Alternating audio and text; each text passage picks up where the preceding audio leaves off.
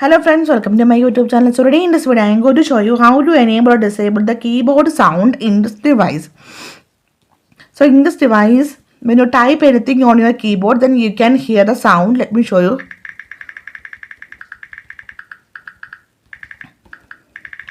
You can hear the sound, right? So let me show you how to disable this keyboard sound in this device. Simply go to settings, tap on the option sounds and vibration, tap on system sound. If you want to disable this one, deselect this one, Samsung keyboard, turn off this one. Now again go to the keyboard. Now try to type anything. You can see there is no sound. Now I am going to enable this one.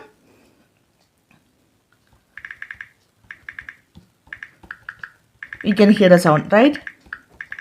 If you want to disable, turn off this one. So simply in this way you can enable or disable the keyboard sound in this device. So hope you guys enjoy this video. Thank you for watching. Thank you. Bye bye.